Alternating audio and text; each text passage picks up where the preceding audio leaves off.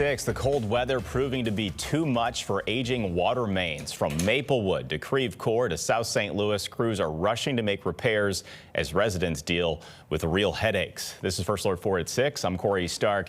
Well, the freezing cold taking a toll on water mains, leaving residents with little or no water. John Kipper shows us the problem in one South City neighborhood and looks at the cost of long-term solutions.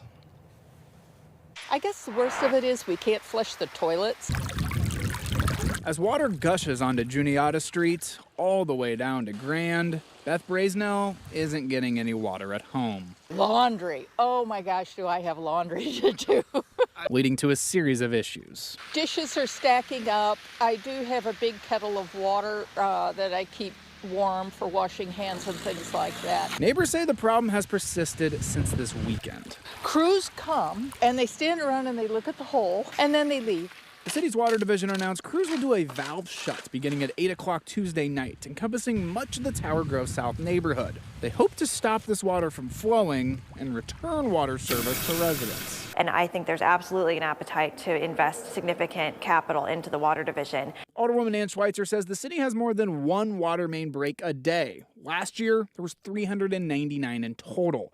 She says there are $130 million of especially urgent needs and $400 million of fairly urgent needs to the system. She wants to use RAM settlement money to get the ball rolling.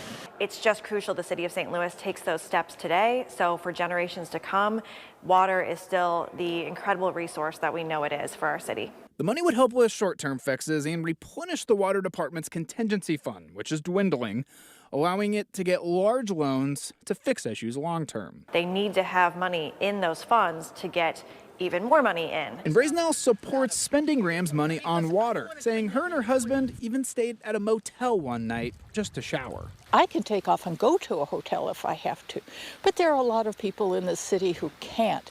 Schweitzer adds she's also supportive of using more RAM's money for tornado relief, saying that she hopes some type of plan for the water infrastructure is pushed forward soon. Reporting in the city, John Kipper, First Alert 4.